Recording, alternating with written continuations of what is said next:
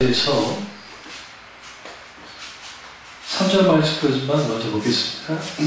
하나님 말씀 이사야 43장 1절에서 3절까지 일단 보겠습니다. 야곱아 너를 창조하신 여호와께서 지금 말씀하시느니라. 이스라엘아 너를 지으시니가 말씀하시느니라.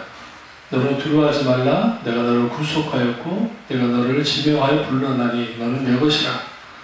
내가 물 가운데로 지날 때에 내가 너와 함께 할 것이나 강을 건널 때에 물이 너를 침몰하지 못할 것이며 내가 불 가운데로 지나갈 때에 타지도 아니할 것이요 불꽃이 너를 사리지도 못하리니 대체 나는 여호와 네 하나님이요 이스라엘 거룩하니요 네 구원자이니라. 내가 애굽을 너의 속량물로 구스와 스바를 너를 대신하여 주었노라. 아멘. 말씀 제목은 하나님 앞에서 나는 누구인가 라는 말씀입니다. 하나님 앞에서 나는 누구인가 라는 말씀입니다. 우리가 이사야는 참 재밌는 게 구약에 있는 말씀임에도 불구하고 신약과 관계에 대해서 아주 밀접한 관계가 있는 게 이사야입니다. 이사야 1장부터 39장까지는 거의 구약의 주로 전반적인 하나님의 심판에 대한 그런 이야기가 계속 나오다가 이제 40장부터 하나님의 회복의 메시지가 쭉 나옵니다. 그리고 66장이 되면 마지막 주님의 재림에 대한 말씀까지도 함께 나오는 게 이사야입니다. 그래서 성경학자들이 만약에 성경을 다 그냥 잃어버렸고 만약에 성경이 불사라져서 전시구상에 사라져도 이사야서 하나만 살아남으면 충분히 이 복음을 담을 수 있다고 할 만큼 구약에서 이사야서의 위치가 아주 중요합니다. 마찬가지로 신약 성경이 또 신약에서 로마서 하나만 살아남으면 충분히 하나님의 구원의 역사 그리고 하나님의 경륜 모든 재림 그런 것들을 충분히 담을 수 있다고 할 만큼 구약에서는 이사야, 신약에서는 로마서가 아주 중요시됩니다. 성경이 다 중요해요. 중요하지 않다는 게 아니라 다 중요하지만 그 중에도 가장 중요한 게 이제 예언서에서는 이사야, 그 다음에 서신서에서는 우리 너무나 잘 아는 이제 우리 로마서입니다. 그리고 이제 모세오경 중에 가장 다 소중하지만 그래도 복음을 충분히 담고 있는 게 신명기입니다. 신명기. 그러니까 신명기 말씀이 아주 중요해요. 그리고 이제 신약으로 넘어오면 신약에서는 이제 복음서 중에 가장 소중한 것 중 하나가 요한복음입니다. 그래서 요한복음에 예수 그리스도의 하나님 되심과 그리고 하나님의 구원의 역사가 어떻게 이루어졌는지를 분명히 드러내기 때문에 그만큼 아주 소중한 게 구약에서는 신명기, 그 다음에 신약에서는 요한복음이라 할 수 있을 만큼 아주 소중합니다. 근데 이제 이사야서는 하나님이 결국은 이제 타락한 이스라엘 백성을 심판하시지만 결국 하나님이 구원하시겠다고 하는 약속의 말씀이 이사야 43장에 잘 드러나고 있습니다. 그러면서 이 신자의 정체성, 그러니까 하나님을 믿는 백성의 정체성에 대해서 말을 합니다. 우리가 너무 잘 아는 말씀이죠. 43장 1절 보세요. 야곱아 너를 창조하신 여호와께서 밑에 이스라엘아 너를 지으시니가 여기서 이제 이게 동의 반복이라고 그래요. 그러니까 창조하셨다는 표현과 지으셨다는 표현이 다르지 않아요, 사실은요. 그런데 왜 반복하느냐? 여기서 집중해야 될 게 야곱이라는 이름에 집중하셔야 되고 이스라엘이라는 이름에 집중하셔야 돼요. 그러니까 우리가 여러 번 성경을 읽으시다가 구약에 야곱아 하면 이스라엘 전체를 뜻해요, 사실. 그러니까 개인 야곱을 뜻하는 게 아니에요. 선지서나 그런 데에서는. 그리고 또 반대는 아니고 에브라임아라고 할 때에도 북이스라엘을 지칭합니다. 유다야 하면 남유다 이제 거기를 지칭하고요. 우리가 성경을 때 잘 보셔야 되는데 여기서 재미있는 게 야곱아 너를 창조하신 여호와께서 지금 뭐하고 있다는 거죠? 지금 말씀하신다고 저는. 신자의 정체성은, 그러니까 많은 사람들이 나를 알기를 원해요. 내가 하나님 앞에 누구인가를 알기를 원해요. 그런데 여기서 전제 조건이 있어요. 그 전제 조건 두 가지인데, 하나는 하나님이 창조주시다라는 것을 아는 거고, 두 번째는 지금 말씀하신다는 거예요. 지금. 그러니까 여러분, 철학자들, 그리고 인문학자들, 그 사람들이 요즘 인문학 열풍이니까 나는 누구이고, 어떻게 살아야 되고, 무엇을 해야 되고, 메멘토 모리, 어떻게 죽어야 될지, 그리고 어떻게 살아갈 것인가, how to live, 어떻게 살 것인가, 그러한 것들에 대한 그 수많은 강좌가 있고, 또 실제로 사람들에게 좋은 영향을 끼치긴 합니다. 그런데 이제 한계가 있는데요. 그건 뭐냐면, 이 세상에서 사는 것, 그리고 이 세상에서 죽는 것까지는 다뤄줄 수는 있어요. 뭐가? 인문학이. 혹은 세상 종교가. 근데 이제 뭐가 문제가 있냐면, 죽음 이후의 삶이에요. 그러니까 죽음 이후의 문제는 어떤 종교도, 어떤 철학도, 어떤 사상도, 심지어 어떤 의학도 그걸 뛰어넘을 수는 없어요. 그래서 교회가, 그러니까 하나님을 믿는 백성들에게 혹은 신자들에게 교회가 충분히 신자의 정체성에 대해서 어떻게 살지, 나는 누구인지, 그리고 무엇을 하며 살아갈지에 대한 것을 충분히 답을 줘야 돼. 그게 교회가 할 일이에요, 사실. 왜 그러냐면 성경 출발 자체가 태초에 하나님이 천지를 창조하셨다라고 나옵니다. 그러니까 내가 예수님을 딱 믿게 되면 가장 먼저 믿게 되는 게 뭐냐면 창조주에 대한 인식이에요. 하나님은 살아계시는구나. 그리고 그 하나님은 나의 창조주시다.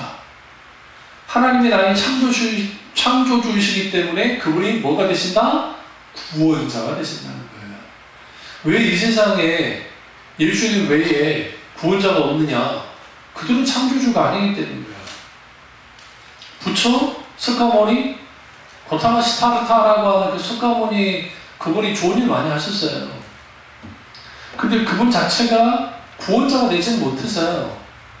공짜 아주 대단한 일들을 했습니다. 그럼에도 불구하고 그 사람이 인류를 구원하거나 그런 게 안 돼요. 또 하나는 우리가 잘 아는 소크라테스 같은 사람들도 어마어마한 사람이지만 그냥 그가 실제로 인류를 구원할 수 있었느냐? 그렇지 못합니다. 그럼 뭐 하고 있었느냐? 이 세상에서 어떻게 좀 살아볼까라고 하는 진짜 고민이 됐을지 모르지만 어떤 문제도 해결하지 못했다는 거예요. 왜? 인간이 타락하고 난 다음에 죽음이라고 하는 절대적인 문제 앞에 있고 이 죽음이라고 하는 절대적인 문제 앞에서 벗어날 수 있는 인간은 한 명도 없어요.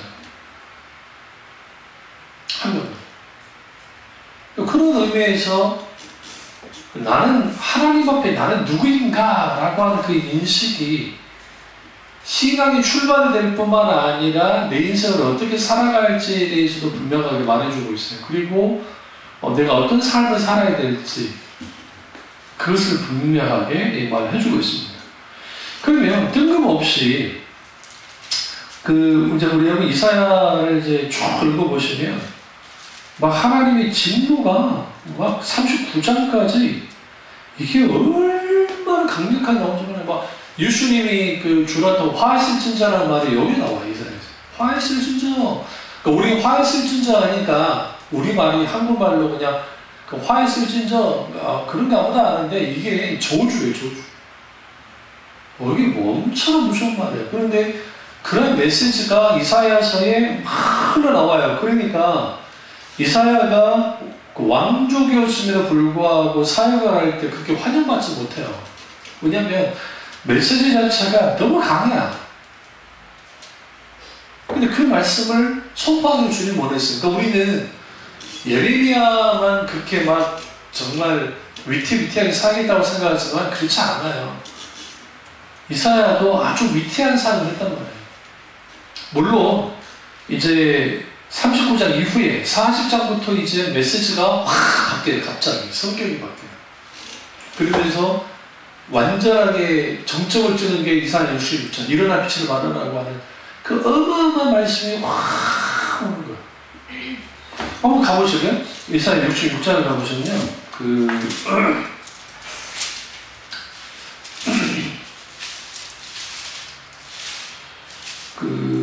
대표적인 말씀이 22절인데요.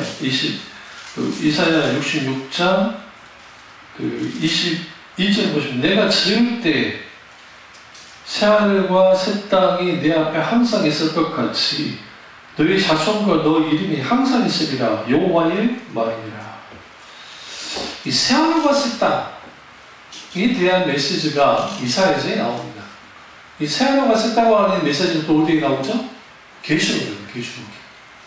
그러니까 이사야는 철저하게 잘 들으세요? 오실 예수님, 그러니까 이사야 입장에서 오실 예수님, 아직 예수님 안 오셨으니까 이사야 때 그 오실 예수님에 대한 기록이 나오고, 그 다음에 이사야 53장 가보면 그는 실로 질거를 주고 하면서 예수님은 고난의 사역에 고난의 종으로서의 사역에 대해서 짤드는 게 구속의 주인으로. 그래서 그분은 이제 이사야는 이미 오신 주님에 대해서 말하고 있는 거예요. 그리고 그분이 결국은 십자가에 죽으실 것까지. 그리고 그분이 이제 다시 오실 예수 그리스도에 대한 메시지가 이사야에서 쭉 드러나요. 그러니까 그런 의미에서 예수님의 인용했던 구약 인용의 말씀이 대다수가 이사야와 예레미야예요. 잘 들여다보세요. 주로 이사야의 말씀, 주로 예레미야의 말씀이 잘 드러나는데 그럴 수밖에 없는 게 철저하게 예수 그리스도를 향해요. 물론 모든 선지자가 그러긴 하지만 여기서 뭐를 할 수 있냐면 신자가 자기 정체성, 나는 누구인가라고 하나님 앞에 자기 정체성을 가질 때 가장 중요한 게 뭐냐면 창조주 하나님을 여기 보면 내가 너를 지었다, 내가 너를 창조했다라는 것이 어떤 의미가 있는지를 먼저 뭐 해야 돼요? 알아야 돼요. 그러면 주님이 나를 창조했는데 그것이 어떤 의미인가 하는 거예요. 재밌는 게 하나님이 이사야에게 계시하시면서 창조했다 할 때 이 히브리어로 바라라고 하는 이 바라라는 무에서 유로의 창조에 대해서 말씀하십니다. 그런데 재밌는 표현이 지었다라고 하는 의미 속에 아사라고 하는 의미가 있는데, 그러니까 실제로 주님이 make, 만들었다. 하나님이 우리를 창조할 때 인간을, 남자와 여자를 창조하셨잖아요. 그럼에도 불구하고 손수 지었잖아요.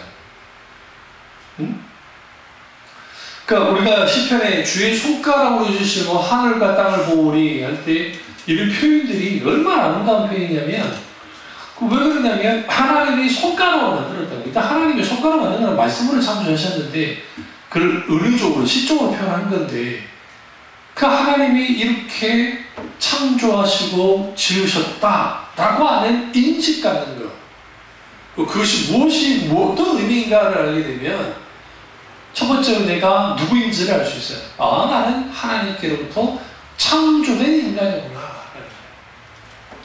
창조된 인간이기 때문에 창조받은 자로서의 뭘 갖고 있어요? 진정한 이 가치를 갖고 있어요. 그러니까 인간이 원숭이가 아니고 동물이 아니고 하나님이 창조한 인간이기 때문에 인간의 가치는 하나님이 손수 창조할 만한 가치, 하나님이 직접 지으실 만한 가치가 있는 존재다라는 것을 인식합니다. 그래서 여러분, 성경은 철저하게 생명을 존중합니다. 경시하지 않습니다. 다만 그들이 하나님을 떠났을 때에, 그들이 죄악 가운데 있을 때에 때로는 하나님 직접 쳐서 그들을 꽤 부신 것 같긴 하지만 거기에는 남은 자를 위한 하나님의 은혜 때문에 그런 겁니다. 만약에 하나님이 메라도 치지 않으면 그들이 스스로 멸망할 수 있기 때문에 그들을 구원하기 위한 하나님의 불가피한 일종의 사랑의 행동입니다. 행동. 그런 것들이 이제 드러나죠. 그런데 너를 지으시니가 이렇게 말씀하신다 할 때에 지금 말씀하신다. 그럼 여러분 우리가 이제 이렇게 생각하셔야 돼요. 보세요. 아담과 하와를 창조할 때는 지금으로부터 우리가 알 수 없는 만큼의 기간이에요. 이제 그 근본주의자나 막 그런 사람들은 뭐 6천년 전 했다고 하니까 뭐 또 그 뭡니까 창조가 그 사람들이 그렇게 말하는데 그건 모르는 거고요. 왜냐하면 그 히브리어로 용이라고 하는 그 단어가 날이라는 단어인데 이게 어느 기간인지를 몰라요. 그러니까 짧은 날이 아니에요. 사실 그 의미가. 그렇기 때문에 이런 논쟁을 일단 놔두더라도 어쨌든 모세가 창세기를 쓸 때가 지금으로부터 한 3,500년 전이에요. 우리로부터 한 3,500년 전인데 그때 하나님이 창조하셨다는 기록이 나오죠. 그런데 이사야를 통해서 그 주님이 어떻게 나오냐면 바로 지금 이스라엘을 창조했다는 식으로 나오는 거예요. 그러니까 이렇게 생각하죠. 그러니까 우리는 태어났잖아요. 태어났는데 언제인지 모르죠. 그러니까 각자 태어난 날은 다르지만 그러나 하나님이 마치 지금 그 시점에 그러니까 이사야가 이 말씀을 선포할 때 그 메시지를 듣고 있는 사람들에게 지금 내가 하나님이 너를 지금 창조했어 라는 의미로 다가오게 메시지를 선포하고 있다. 그러니까 그런 인식이 있어야 하나님이 나를 창조하셔서 그리고 나는 마땅히 하나님께 지음받은 존재야. 그런데 그분이 지금 말씀하십니다. 신자의 정체성을 가지고 살아가려면 하나님의 음성을 듣는 것은 필수입니다. 왜냐하면 하나님의 음성을 들어야 돼요.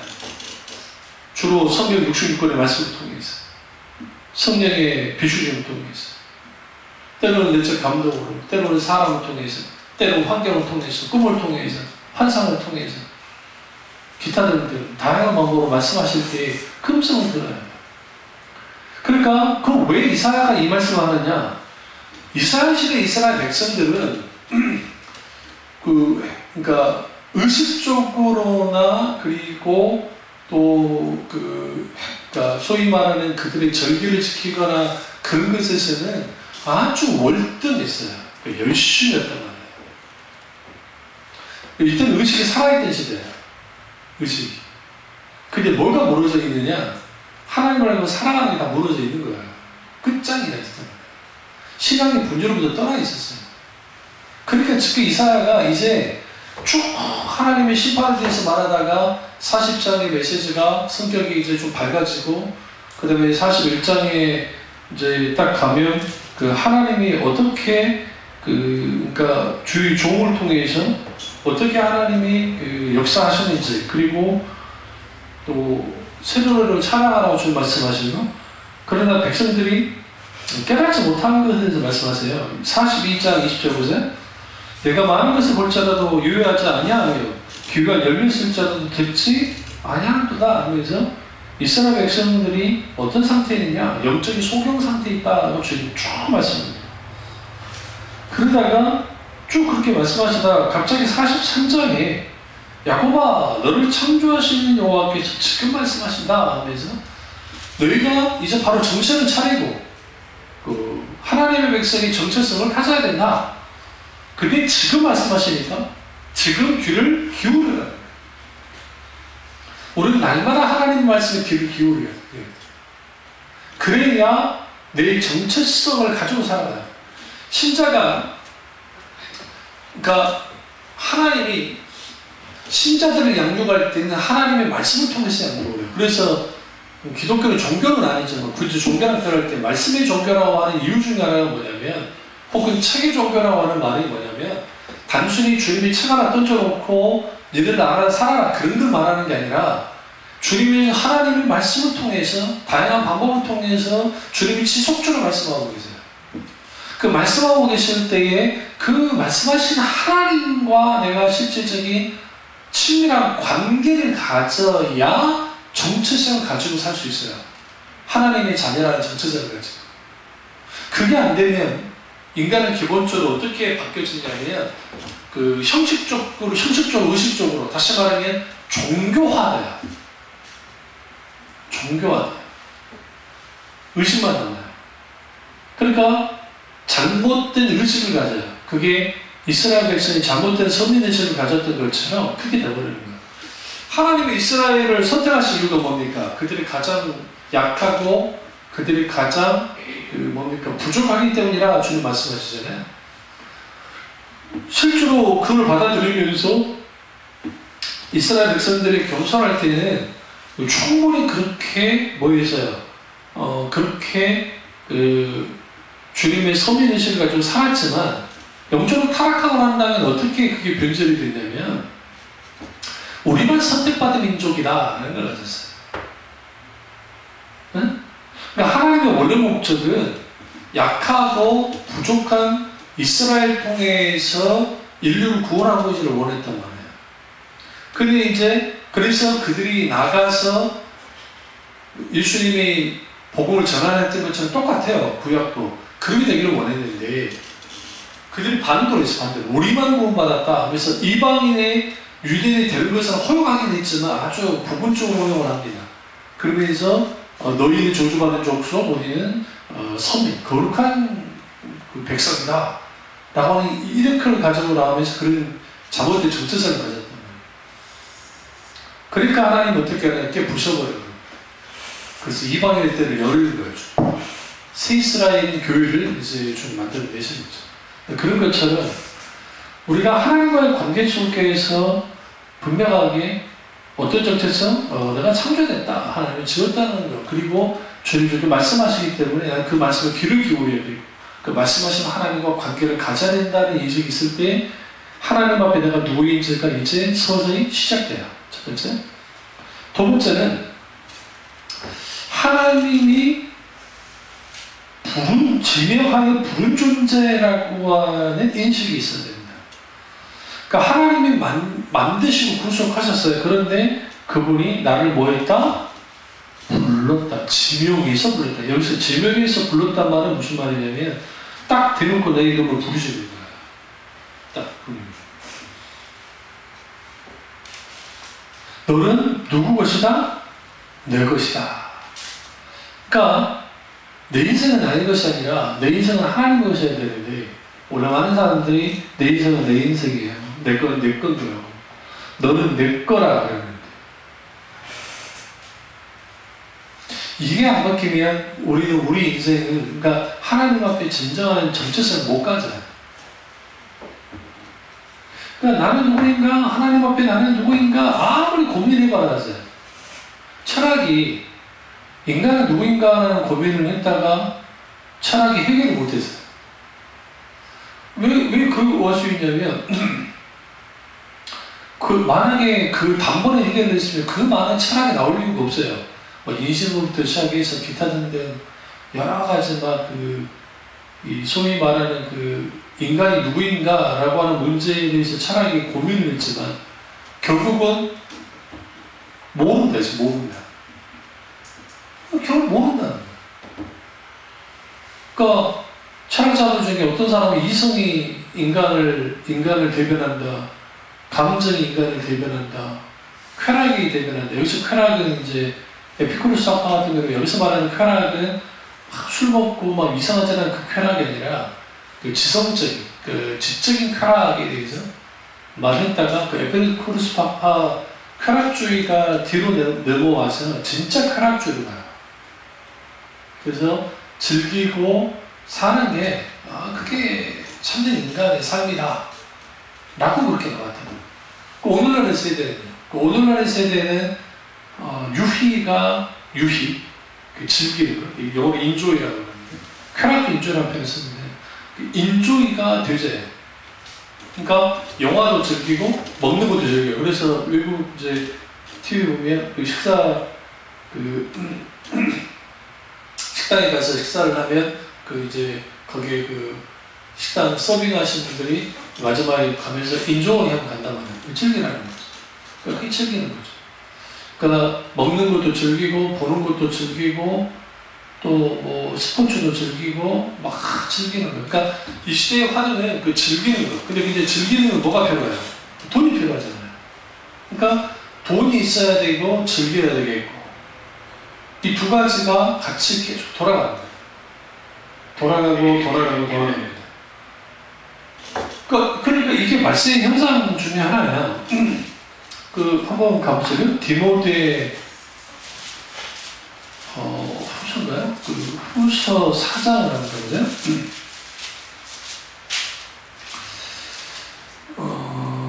3장이에요. 디모데 후서 3장 4절을 보시면 배신하며 조급하며 자만하며 쾌락 사랑하기를 하나님 사랑한 것보다 더하며, 이게 현상이에요.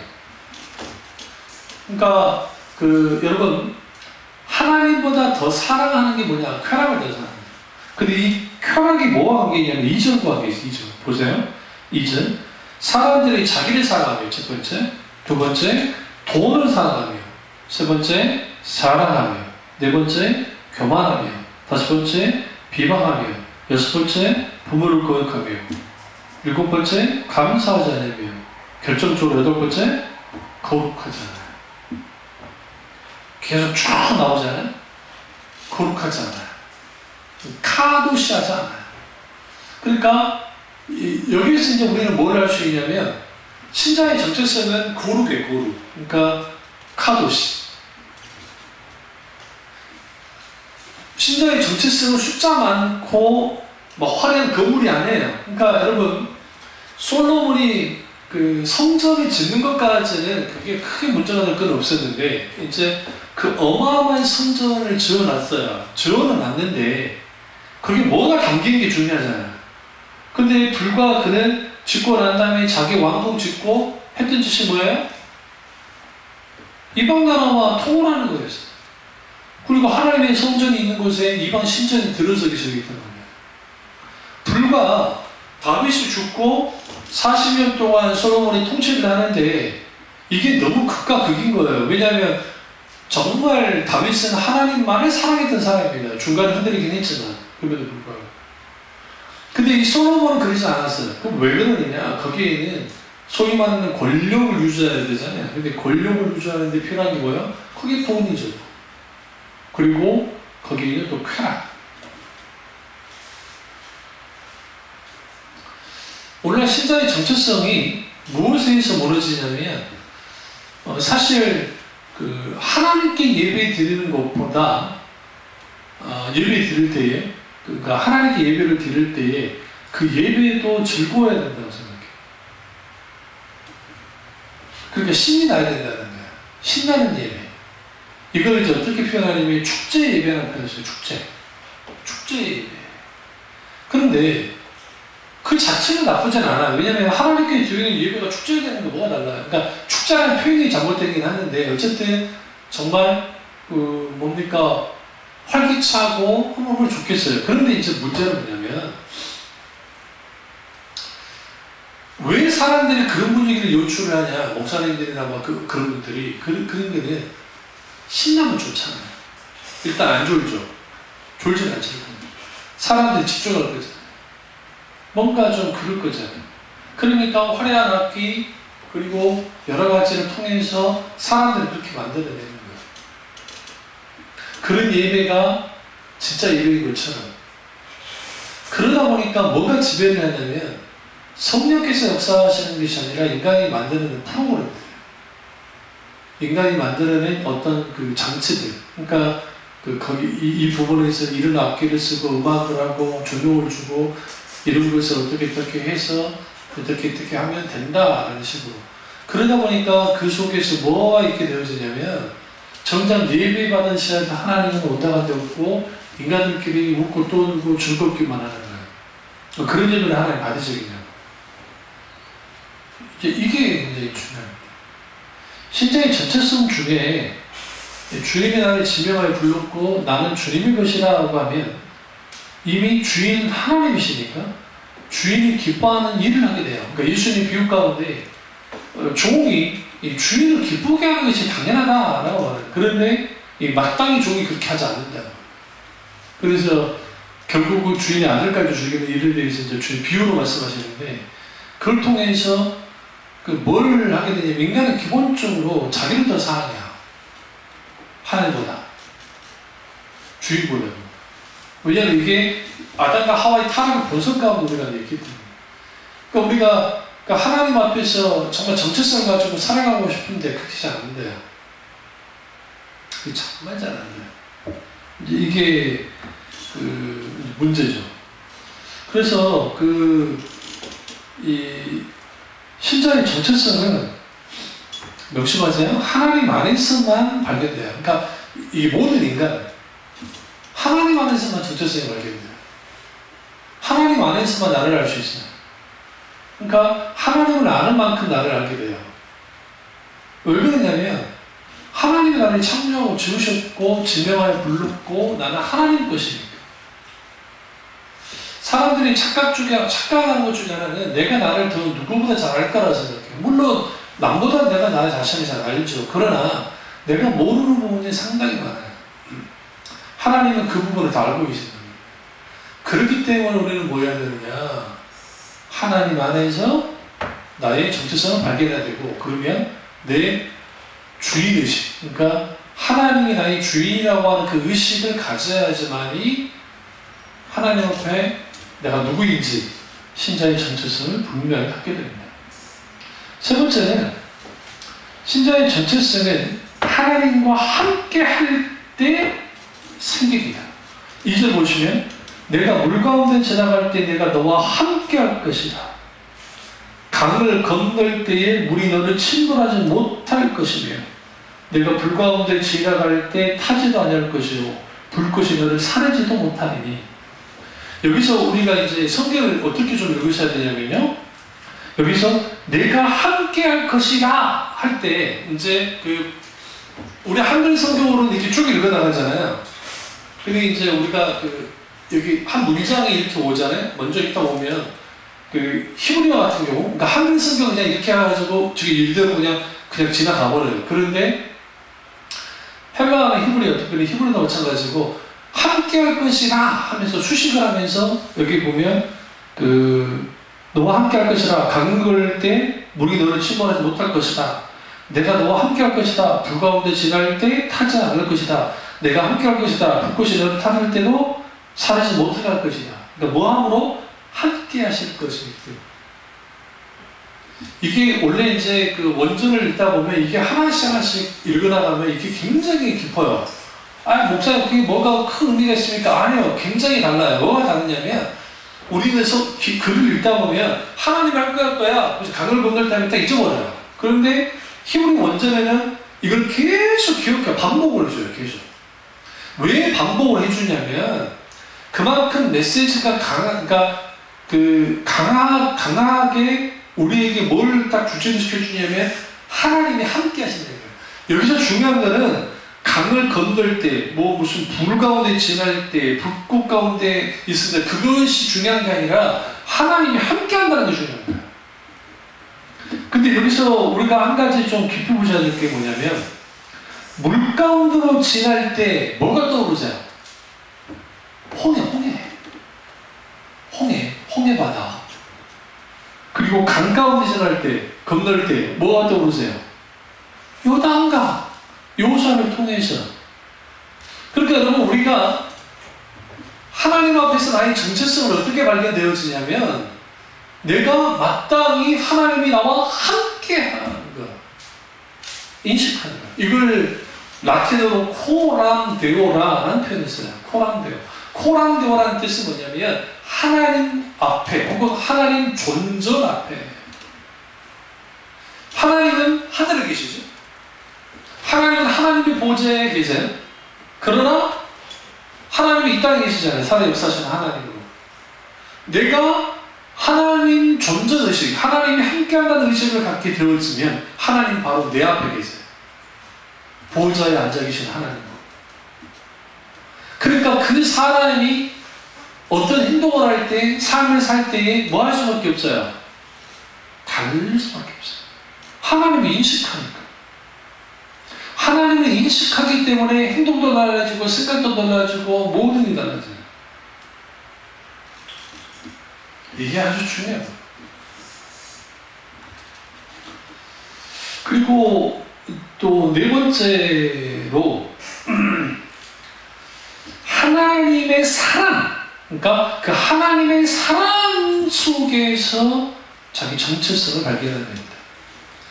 4절 보시면 내가 내 눈에 보배롭고 존귀하며, 이걸 제가 한번 그렇게 읽어볼게요. 여기서 내가 이스라엘이에요. 너 이스라엘은 내 눈에 보배롭고 너 이스라엘은 존귀하며, 너 이스라엘 내가 너 사랑하였으니 내가 내 대신 사람들을 내어주며 백성들이 내 생명을 대신하였니. 하나님이 보배롭게 만드시고 존귀하게 하시고 그리고 주님이 그렇게 사랑하신다. 다시 표현하면 우리를 이렇게까지 존귀하게 하셔서 하나님이 사랑하신다.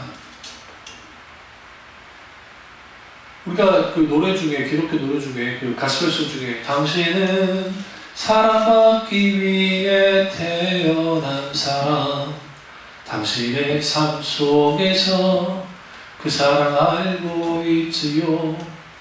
당신은 사랑받기 위해 그럼 그 사랑이 누구 사랑이에요? 하나님 사랑이 하나님잖아. 원래는 하나님 사랑이에요. 근데 당신은 사랑받기 위해서 태어났습니다 라고 하는 그 의미가 신학적으로 한번 딱 들여다보시면, 그러니까 그 찬양, 그런 가스펠 그 자체로서는 의미가 있다고 생각하는데 여기서 심각한 신학적 오류를 갖고 있는 거예요. 어떤 신학적 오류냐면, 이게 세상 사람들한테 들려질 때는 그럴싸해. 그러니까 나쁘진 않아요. 왜? 당신은 사랑받기 위해서 태어난 사람입니다 라는 의미니까. 그러니까 긍정적 의미로서는 그렇게 볼 수 있다고 생각해요. 그러나 신학적으로는 왜 이게 문제가 있냐면, 당신은 사랑받기 위해 태어난 게 아니에요. 사랑 속에서 태어났어요. 그러니까 하나님 사랑 속에서 태어났어요. 천주였어요. 왜 그러냐면 에베소서 1장과 이제 그 말씀들을 쭉 보시면 하나님이 창세 전에 하나님의 비밀의 경륜 가운데 천지만물을 창조하시 인간을 창조할 계획을 다 세우세요. 그리고 구속의 계획을 다 세우는데 하나님께서 왜 뭐가 부족해서 천지만물을 창조했을까요? 여러분 생각할 때 여러분 이런 생각하면 안 돼요? 삼위일체 하나님의 계시기가 너무 심심해서 뭔가 부족함이 있어서 창조한 게 아니에요. 인간을. 하나님처럼 다른 인간을 창조한 게 아니에요. 그 사탄의 타락과 인간의 타락을 이제 볼 때에 인간의 창조, 타락이 아니라 창조가 언제 일어난지는 몰라요. 근데 밀턴의 신라곤이나 그들 보시면 동시적으로 보긴 하는데, 근데 그건 모르는데 혹자 이런 말을 해요. 하나님이 천사를 먼저 창조했잖아요. 분명히 천사가 우리보다 창조됐어요. 그러나 이제 이 부분도 개혁신학에서는 천사 창조가 인간 창조보다 빨랐을까? 그것에 대해서 의문을 갖는 분들도 있어요. 왜 그러냐면 이제 먼저 창조된 존재가 월등합니다. 사실 그 신학적인 의미 속에, 그러니까 그 창조 순서 속에는 마지막 창조된 인간이 가장 존귀한 존재인 의미를 갖기도 하지만 또 하나는 그런 게 있어요. 그래서 이제 그렇게 하지만, 그러나 우리는 그걸 모르잖아요. 그러니까 하나님 존중이 있는 것이고, 분명한 것은 이 인간을 하나님이 창조하실 때에 어떤 존재를 창조했어요? 하나님을 대신하는 왕 같은 존재를 창조했습니다. 왜냐하면 생육하고 번성하여 다스리고 땅에 충만하라 하셨기 때문에, 무한 영역까지 하셨기 때문에. 그런데 하나님께서 인간을 창조할 계획을 세우실 때에 만약에 천사가 타락을 해가지고 하나님 마음을 어지럽혔어요. 실제로 타락했으니까 수준. 천사의 3분의 1이 하나님이 돌아섰어요. 3분의 2가 하나님 편에 섰고. 그런 상황에서 하나님은 환멸을 느끼고, 에이씨, 천사가 저것들 안 되겠어. 그러면 육체를 가진 존재를 창조하자. 그래서 하나님이 결정해서 창조했나요? 그렇지 않다는 게 중요한 거예요. 자, 그 말씀입니다. 당신은 사람밖에서 태어났습니다 라고 하는 일반적인 명제는 틀리지는 않아요. 왜 그러냐면 가치 있다고 생각해요. 우리는 사랑받는 존재입니다. 그 노래에도 힘이 있다고 생각하지만, 그러나 신학적인 깊이로 들여다봤을 때는 아주 치명적인 오류를 갖고 있는 게 뭐냐면, 모든 인간은 삼위일체 하나님의 사랑의 결과물이에요. 사랑 속에서 창조됐어요. 성부 하나님, 성자 하나님, 성령 하나님의 사랑의 교제를 나누셨습니다. 사랑의 교제를 나누셨는데 그 사랑이 너무나 크고 광하고 광대하고 컸기 때문에 그 속에서 뭐가 있었냐면 하나님이 천지만물을 창조하시고 인간을 창조할 계획이 거기서 나와요. 그러니까 하나님은 삼위일체 하나님의 사랑의 결과물로서 인간 창조가 나왔다는 거예요. 그러니까 이걸 타락을 다 접어두고요. 그러니까 아담과 하와의 타락을 다 접어두고 그 사랑의 결과물이 뭐냐? 아담과 하와라고 하는 인간의 창조예요. 그러니까 보배롭고 존귀하고 그런 존재로서 창조된 게 인간이라고요. 그리고 하나님을 대신하는 말 그대로 그 왕적인 존재, 그런 존재로서 창조됐다. 이미 하나님의 사랑이 담겨져 있어요.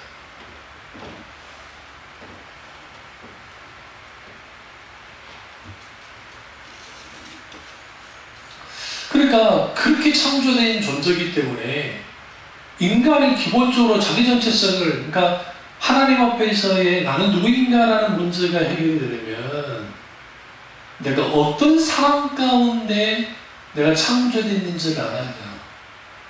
삼위일체 하나님의 사랑의 그 교제의 크기는 잘 들으세요?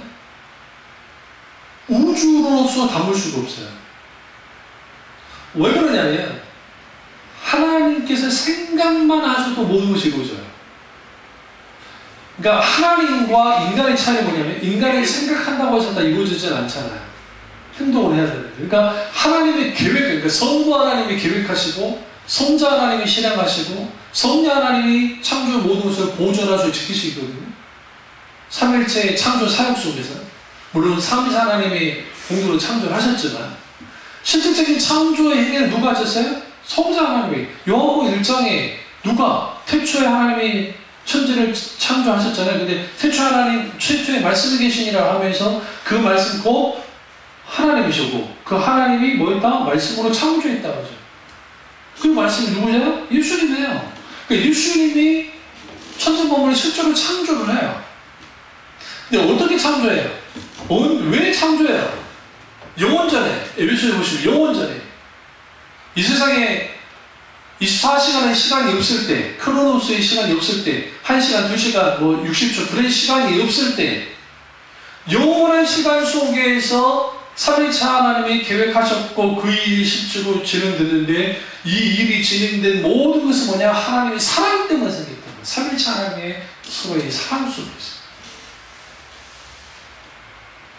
그 사랑을 알고 그 사랑을 누리고 그 사랑 가운데 있어야 내가 진짜 하나님의 자녀라고 하는, 나는 누구인가라고 하는 존재야. 나는 사랑받기 위해서 창조된 존재가 아니라 나는 하나님의 사랑이 내 속에 이미 머물러 있는 존재예요. 그래서 그러니까 물론 인간은 타락하고 떠났기 때문에 우리는 죽을 수밖에 없고 저주받은 인간이고 하나님의 사랑에 대해서 우리는 그걸 버렸지만 성령의 놀라운 역사 가운데 중생의 역사를 경험했어요. 중생이 회심하게 될 때에 예수 그리스도를 십자가에서 만나서 거기서 뭐가 일어나요? 예수 그리스도의 그 십자가의 사랑이 모든 것을 이겨버려요. 그래서 여러분, 하나님의 사랑을 한마디로 정의하면 십자가의 사랑이라는 거예요. 하나님의 사랑을 뭘로 정의할 수 있을까? 십자가의 사랑이다. 자기를 죽이는 사랑. 그 사랑이 우리 가운데 분명하게 인식되고 알아야 뭐예요? 나는 누구인가가 분명하게 할 수 있어요. 분명하게. 시간이 좀 갔습니다만은 조금 빨리 가겠습니다. 그리고 다섯 번째는 뭐냐면 하나님의 영광을 드러내는 증인이에요. 증인이 되어야 돼요. 그래야 우리는 뭐 할 수 있느냐? 하나님 앞에서 내가 누구인지 알아요. 그게 10절 말씀입니다. 보세요. 나 여호와가 말하노라. 너는 나의 증인, 나의 종으로 택함을 입었나니 이는 너희가 나를 알고 믿으며. 굉장히 중요합니다. 믿고 아는 게 아니에요. 알고 믿는다 그러잖아요. 순서는 상관없어요. 내가 그인 줄, 내가 그의 집. 여기 여러분 반드시 그라는 표현에 집중하세요. 깨닫게 하라. 나의 전에 지음을 받은 신이 없었느니라. 나의 후인도 없으리라. 여기서 그인 줄 알라 할 때 이 그라는 표현이 요한복음에 예수 이렇게 표현해요. 내가 그니라 하는 표현을 써요.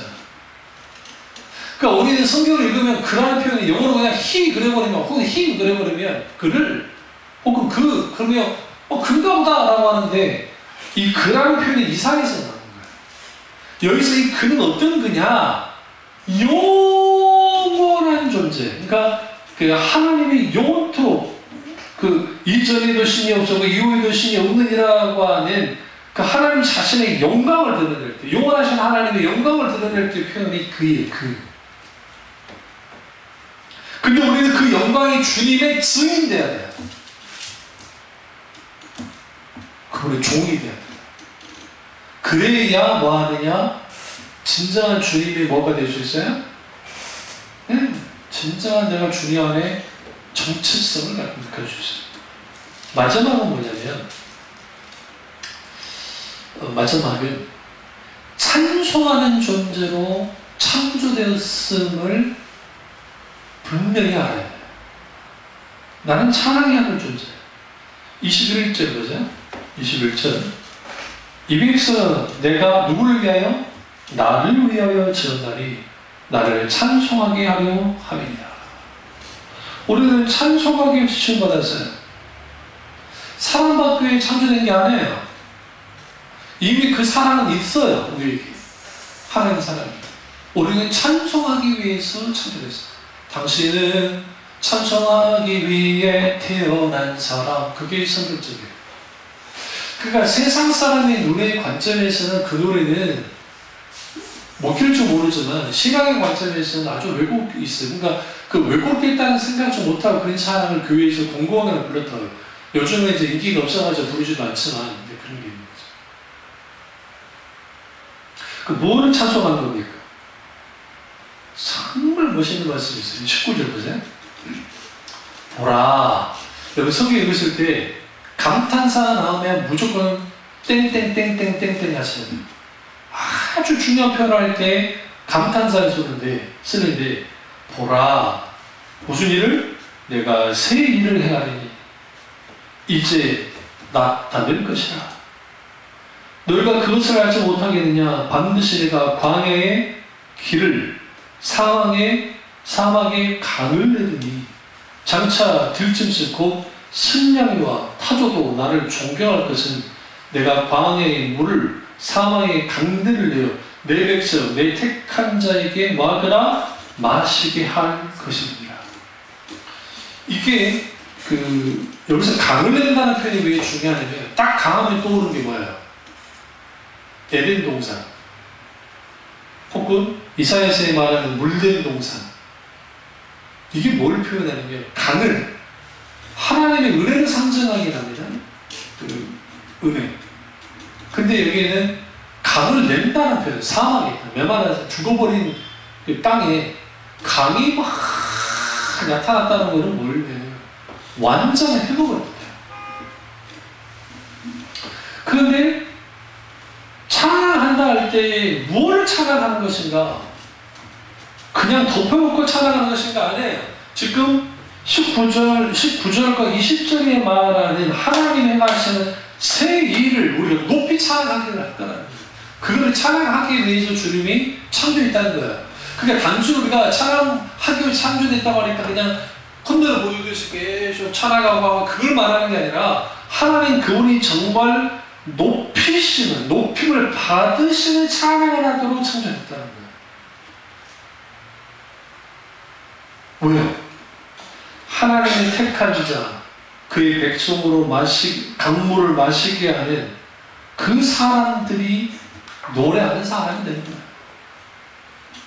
죽음에서 생명으로, 얽매임에서 자유로 이끄시는 하나님의 손길을 우리의 인격과 삶을 통해서 찬송하는 사람, 그 사람이 바로 하나님 앞에 나는 누구인가를 아는 사람이에요.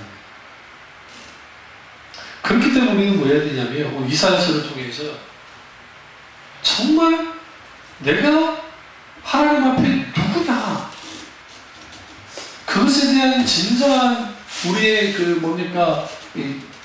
질문에 대한 스스로의 답변은 결국은 내가 하나님과 올바른 관계, 친밀한 관계를 갖고 있을 때에 비로소 나의 신자로서의 정체성, 하나님 자녀로서의 정체성, 나는 누구인가의 문제가 해결이 됩니다.